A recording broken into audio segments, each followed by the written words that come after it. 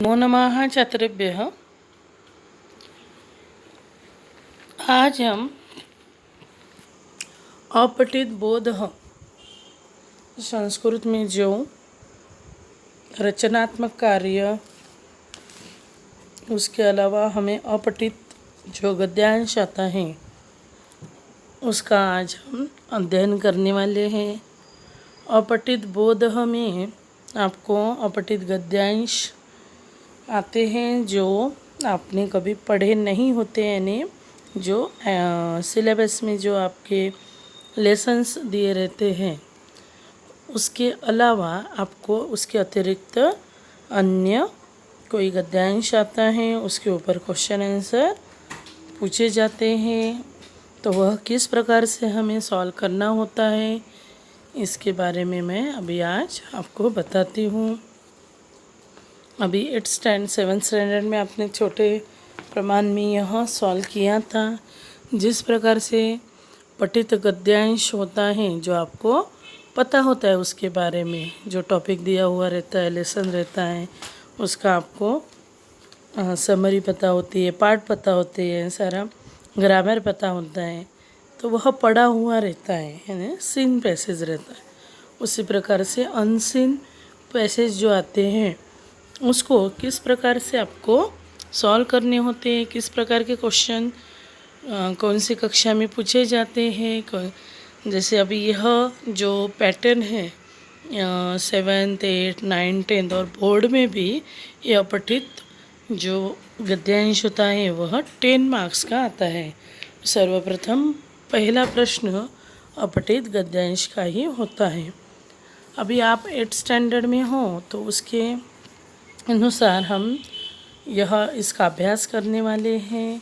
अपठित गद्यांश किस प्रकार से हमें सॉल्व करना होता है, क्या क्या बातें ध्यान में रखनी होती हैं, तो इसके आज हम इस वीडियो में उसका अध्ययन करेंगे, वह बातें ध्यान में रखेंगे और वह बातें ध्यान में रखकर नेक्स्ट टाइम आपने यह अपठित गद्यांश सॉल्व करना है।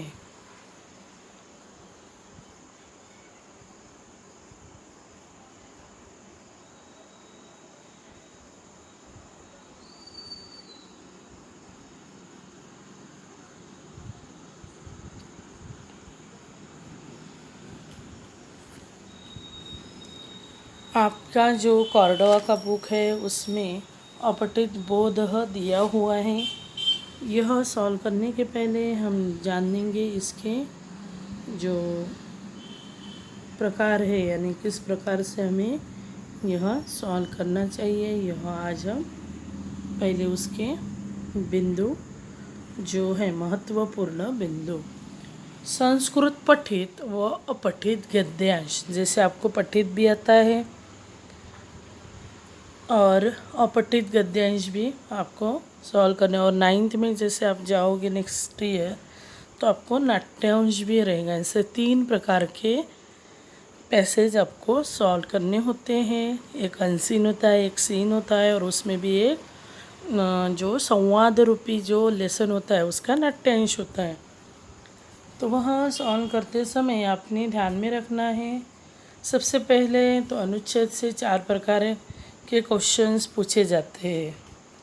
जैसे आपने देखे होंगे अभी तक, सबसे पहले आपको एक पदेन प्रश्न पूछा जाता है, फिर पूर्ण वाक्येन, फिर यथा निर्देशम, कभी यथा निर्देशम लिखा रहता है, कभी भाषिक कार्यम ऐसा भी लिखा रहता है।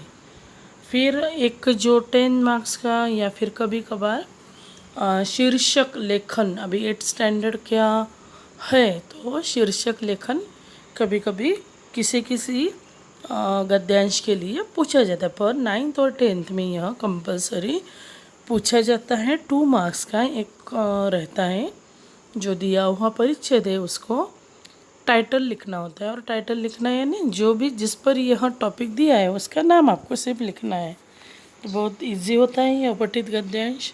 तो सिर्फ आपको थोड़ी थोड़ी छोटी छोटी बातें ध्यान में रखनी है।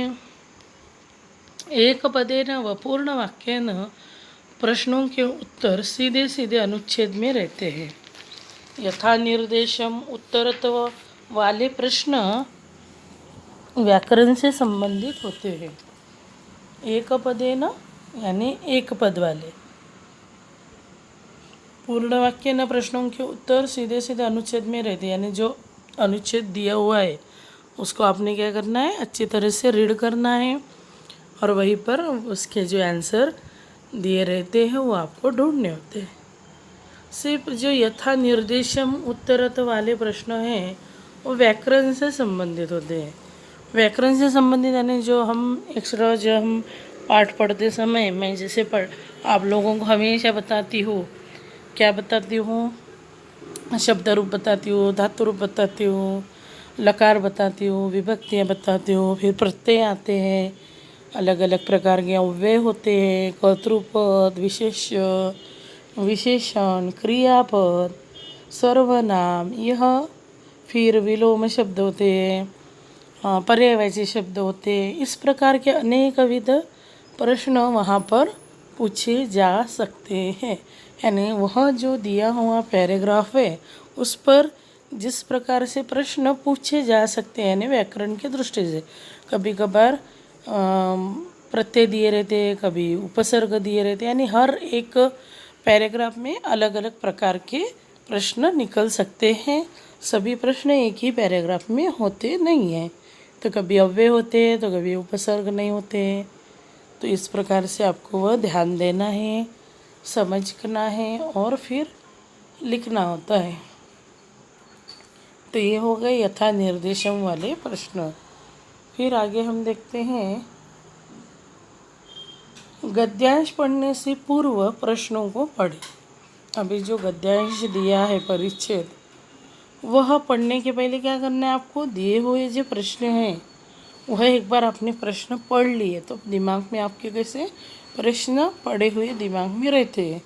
तो आपने फिर क्या करना है, वो आगे दिए गए गद्यांश को ध्यान से पढ़ना चाहिए। बाद में आपने क्या करना है, जो भी परिच्छेद दिया है वो अच्छे से ध्यान से पढ़ना है।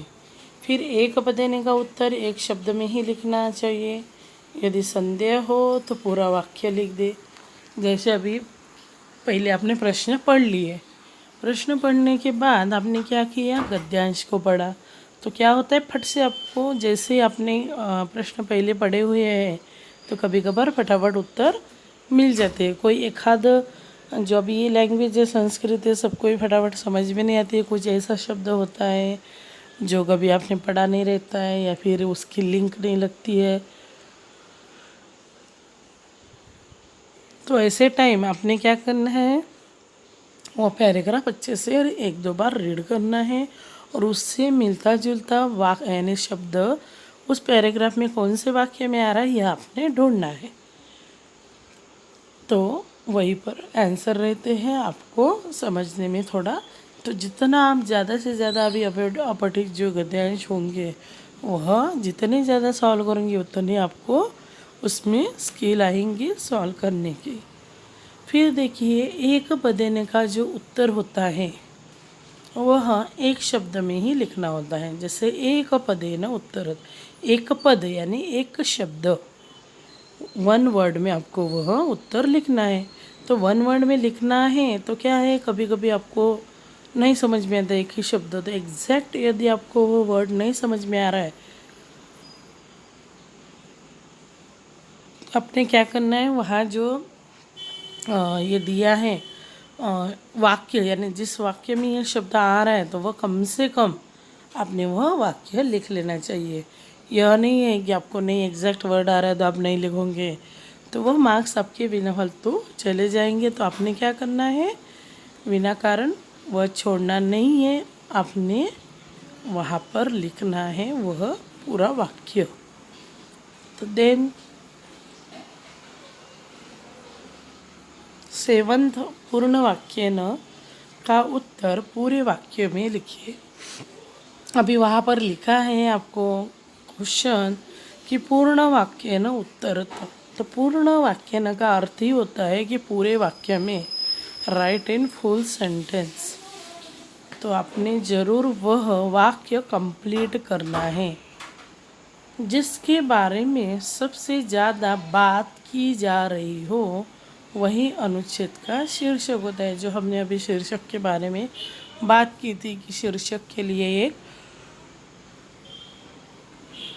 क्वेश्चन आता है, वह क्वेश्चन क्या करना है आपने, अनुच्छेद से शीर्षक जो दिया है यानी तो वह पूरा अनुच्छेद पढ़ने के बाद कभी वह भारत देश के ऊपर होता है या कुछ ऐसा दिया रहेगा जो टॉपिक, कभी सत्य पर रहेगा, कभी कुछ, तो लास्ट में जो लाइन होती है तो बहुत बार संस्कृत के अनुच्छेदों में सूक्तियाँ दी रहती है। तो सूक्ति यानी उससे हमें मिलने वाला मूल्य, तो वह एक वाक्य में लिखा रहता है, सूक्ति लिखी रहती है या फिर मुहावरे टाइप ऐसा लिखा रहता है, तो वही आपने लिख देना है एज अ शीर्षक।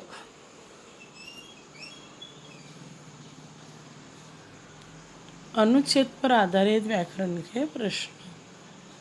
अभी एक पदेन उत्तर तो आपने समझ लिया, फिर पूर्ण वाक्य न भी समझ लिया। एक जो शीर्षक का आता है वो भी आपने समझ लिया कि जिस पर भी यह टॉपिक यहाँ लिखा है वह एक कोई भी एक शब्द भी आपने लिख दिया तो भी यानी वो रिलेवेंट होना चाहिए अनुच्छेद के मुताबिक। फिर होते हैं व्याकरण के आधार पर प्रश्न। पहला आता है कर्तृपदम छाटना। जैसे कर्तृपद, यह बहुत बच्चे 10 बार मुझे यह प्रश्न पूछते हैं। तो कर्तृपद यानी कर्ता, कर्तृ यानी जो क्रिया कर रहा है वह कर्ता, सब्जेक्ट, उस वाक्य का कर्ता कौन है। तो जैसे यहाँ पर एग्जाम्पल दिया है मैंने, मोहनः पुस्तकम पठति। अभी यह वाक्य दिया है, उस इसी प्रकार का वाक्य आपको पूछा जाएगा अत्र कर्तृपदम किम। यहाँ पर कर्तृपद क्या है, मोहनः पुस्तकम पठति। तो यहाँ पर क्रिया क्या हो रही है, पढ़ने की। मोहन पुस्तक को पढ़ता है, तो कौन पढ़ता है, मोहन पढ़ता है, यानी पढ़ने की क्रिया कौन कर रहा है, मोहन। तो यदि आप क्रियापद को, पठति यह क्रियापद है, पढ़ता है, तो कौन पढ़ता है, यानी क्रियापद को जब हम कौन से प्रश्न करते हैं तभी हमें कर्तृपद मिलता है। तो इस प्रकार से आइंदा आपने ध्यान में रखना है, कर्तृपद जब भी पूछा जाएगा तो आपने क्या करना है, पहले क्रिया देखनी है। जो भी क्रियापद दिया है यानी धातु वाले जो शब्द है वह क्रियापद होते हैं। जैसे यहाँ पर पट है, पट पठति, तो यह क्रियापद है ना, तो उसका हमने कर्ता किस प्रकार से ढूंढा, कौन प्रश्न करके। उसी प्रकार हम सेकंड देखते हैं क्रियापदम छाटना। उसी प्रकार से उसका अपोजिट, जैसे हमने कर्तृपद छाटा वैसे क्रियापद देखेंगे। मोहनः पुस्तकम पठति, अत्र क्रियापदम की।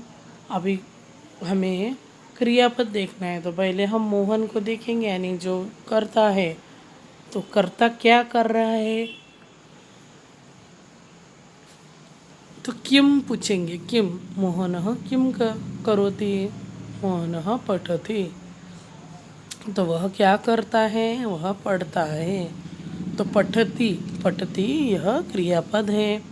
तो कैसे, यानी कर्तृपद जब आपको जानना है तो क्रियापद के यहाँ जाना, या क्रियापद आपको मैं पता नहीं है तो कर्तृपद के पास जाना, तो एक दूसरे से वह एक समान होते हैं। तो नेक्स्ट हमें देखना है सर्वनाम पदम छाटना।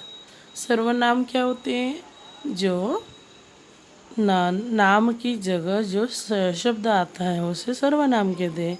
जैसे नाम यानी शब्द रूपानी जो है हमने पढ़े हैं, अकारांत पुल्लिंग, आकारांत स्त्रीलिंग, फिर नपुंसकलिंग, फिर इकारांत, उकारांत, ये सारे जो शब्द हमने पढ़े वो सारे नामवाची शब्द हैं। उसकी जगह हम जो शब्द प्रयुक्त करते हैं सर्वनाम के, जैसे तद, इदम, यह सारे, एतद और अस्मद, युष्मद, ये क्या है, सर्वनाम है।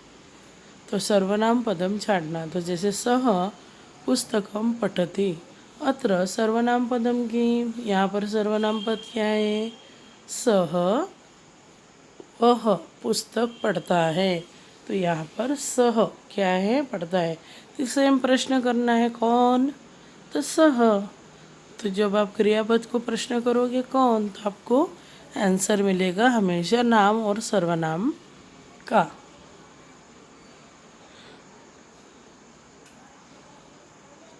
नेक्स्ट देखते हैं अभी हम अव्यय पदम छाटना। ये अव्यय पद पूछे जाते हैं व्याकरण में हमेशा। जो अव्यय होते हैं वह कभी भी चेंज नहीं होते। जो शब्द ऐसा होता है अव्यय वाले कि वह कभी भी पुल्लिंग, स्त्रीलिंग, नपुंसकलिंग या फिर लिंग अनुसार या फिर वचन अनुसार, विभक्ति अनुसार वह कभी भी चेंज नहीं होते। एज इट इज़ वो लिखे जाते हैं।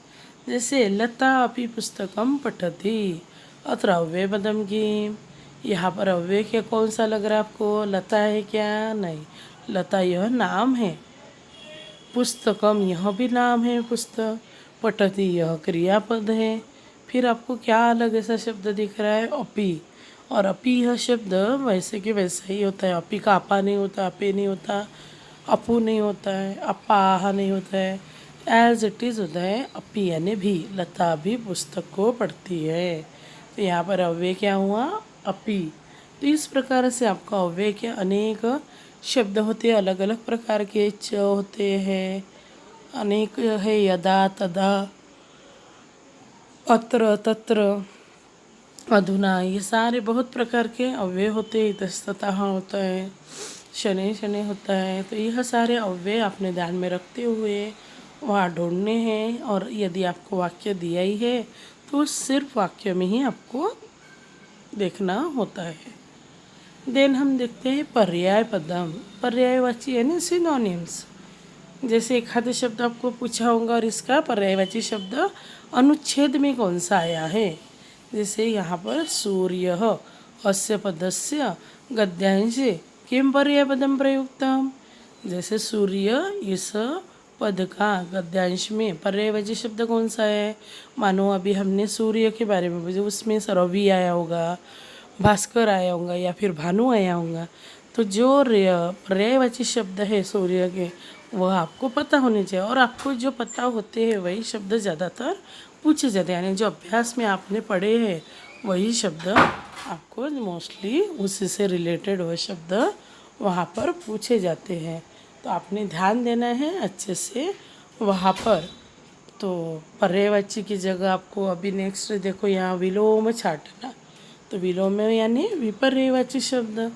जैसे हमने पर्यायवाची यानी सिनोनिम देखा कि सूर्य का सिनोनिम जैसे रवि है, भास्कर है, दिनकर है, भानु है। तो यह शब्द हमें पता होनी चाहिए, वहाँ से ढूंढने चाहिए।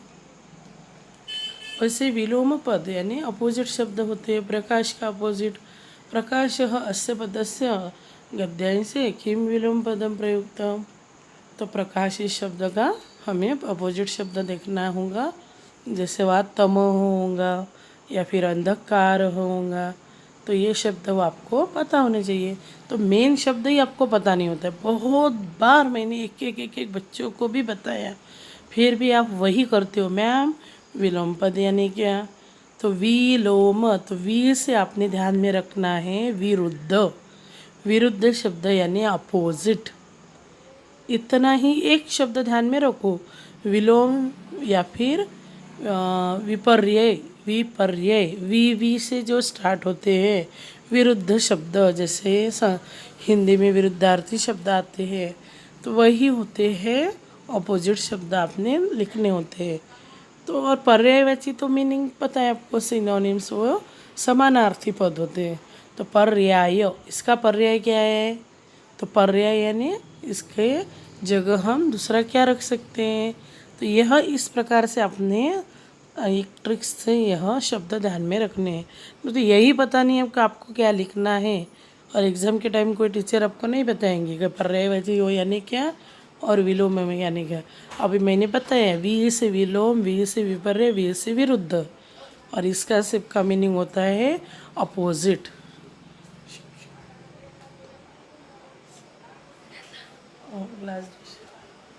देन पर्याय का मीनिंग आपने वो भी ध्यान में रखना है, सिनोनिम्स। ठीक है।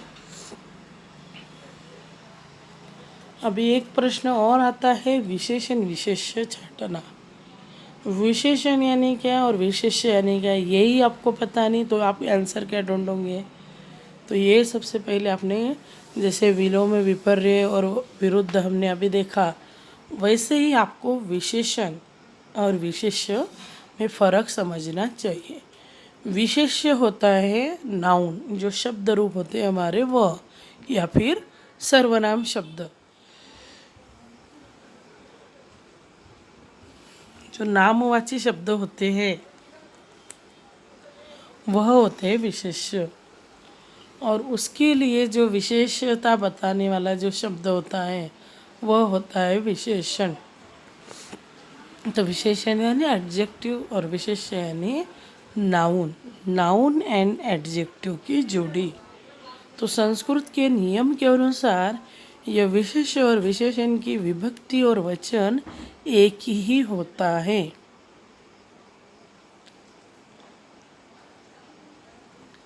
जैसे कृष्णः सर्पः, यहाँ पर एक एग्जाम्पल देखिए। कृष्णः सर्पः अत्र विशेषण पदम किम, उन्नतः वृक्षः अत्र विशेष्य पदम किम।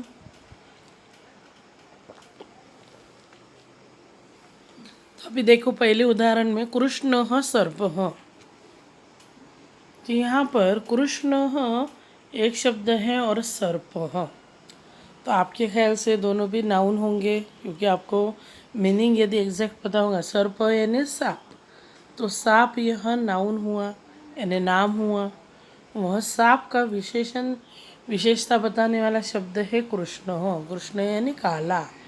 तो आप यदि आपको कृष्ण यानी कृष्ण लगेगा, कृष्ण भगवान, तो यह फिर आपको समझने में प्रॉब्लम है। तो काला सांप, तो यहाँ पर विशेष्य क्या होगा, सर्प और विशेषण होगा कृष्ण। उसी प्रकार से वृक्ष, यह क्या हुआ, विशेष्य नाउनवाची शब्द, और उन्नत विशेषण। तो विशेष्य ध्यान में रखना है, जो शब्द रूप वाले शब्द होते हैं वह सारे विशेष्य में आएंगे, यानी नाम वाले जो शब्द है नाउन कैटेगरी के वह सारे विशेष्य में, और उसकी विशेषता बताने वाले शब्द सारे विशेषण में आएंगे। फिर है विभक्ति वचन छांटना। विभक्ति और वचन को छांटना, जैसे छात्रस्य अत्र का विभक्ति, या फिर किम वचनम च। तो विभक्ति वचन इस प्रकार से आपको प्रश्न पूछे जाएंगे, तो वह भी आपने अच्छे से ध्यान में रखना है। तो यहाँ पर जैसे छात्रस्य अत्र का विभक्ति षष्ठी विभक्ति है, तो इसलिए आपको शब्द रूप धातु रूप भी अच्छे से याद होने चाहिए। अभी हम पाठ में दिए हुए, हमारे पुस्तिका में दिए हुए जो अपठित है वह अभी हम पढ़ेंगे।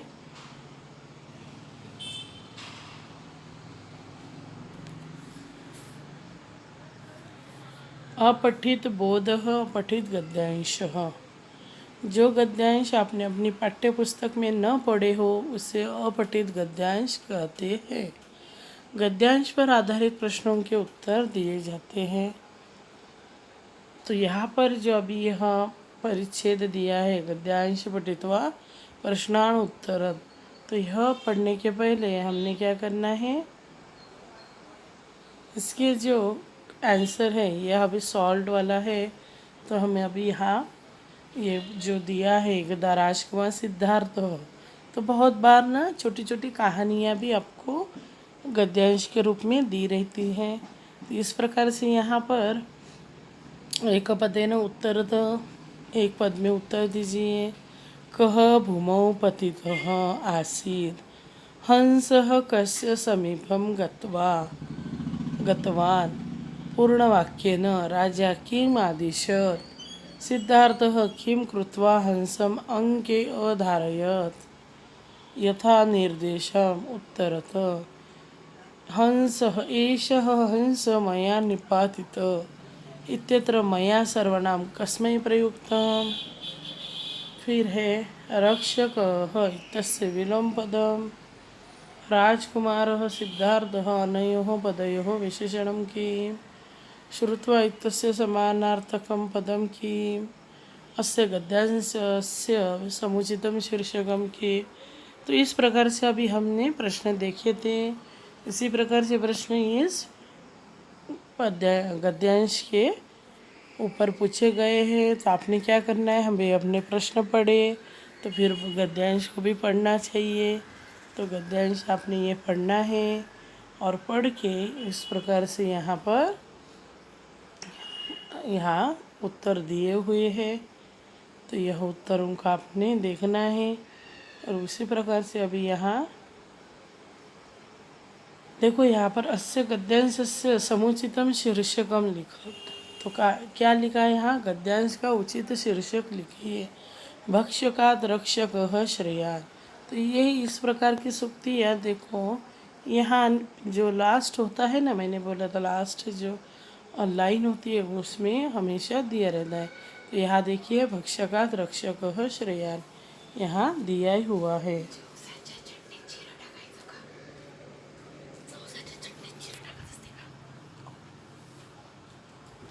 यह यहाँ पर लाइन दी हुई है, ठीक है।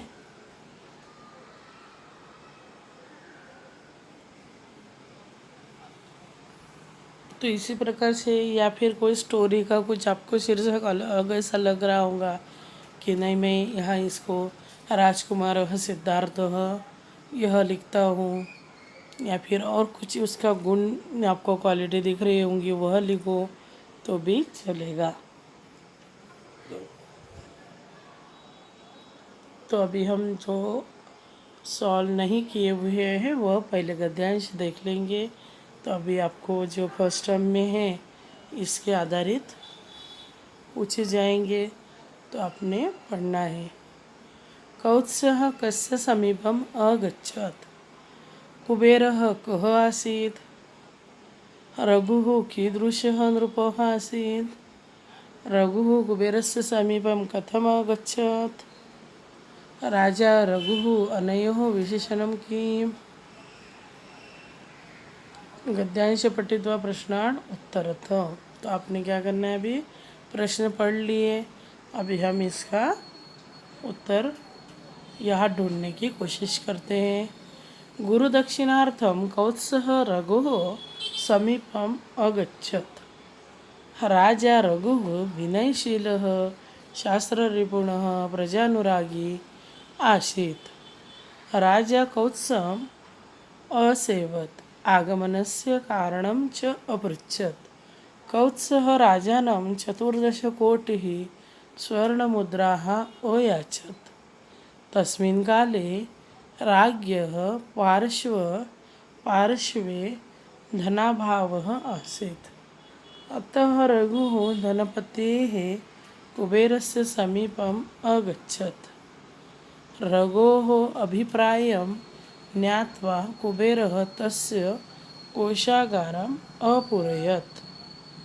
कौत्सः कस्य समीपम् अगच्छत्। यहाँ पर पहली लाइन देखो, अभी गुरु दक्षिणार्थम कौत्सः रघोः समीपम् अगच्छत्।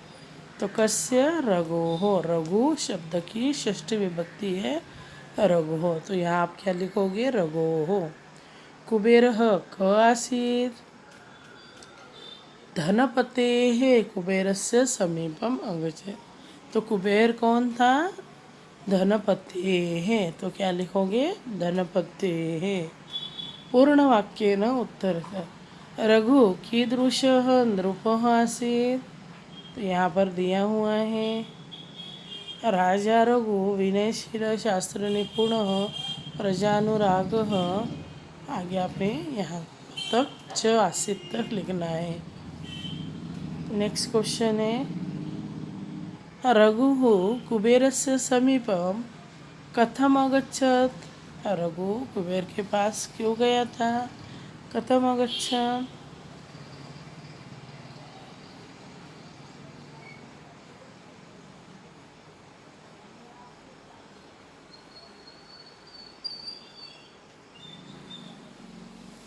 क्यों गया था, हमने यहाँ पढ़ना है अभी कि कौत्स्य राजानं चतुर्दश कोटि स्वर्णमुद्रा तस्मिन् काले राज्ञः पार्श्वे धनाभावः आसीत्।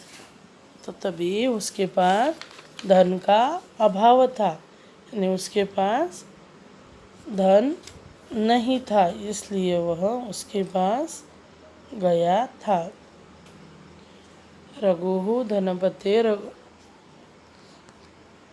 रघुः कुबेरस्य समीपम कथम अगच्छत्। तो यहाँ तक आपने ये लिखना है। ये तस्मिन् काले राज्ञः पार्श्वे धनाभावः आसीत्, अतः रघुः धनपतेः कुबेरस्य समीपम अगच्छत्। ऐसा पूर्ण वाक्य में आपने यहाँ लिखना है। राजा रघुः अनयोः विशेषणं किम्। अभी देखो यहाँ पर विशेषण पूछा है, तो नाम क्या है, रघु। तो रघु यह नाम हुआ, तो विशेषण क्या हुआ फिर, जो उसके साथ शब्द जुड़ा हुआ है वह राजा। तो यहाँ पर यह दिया है राजा।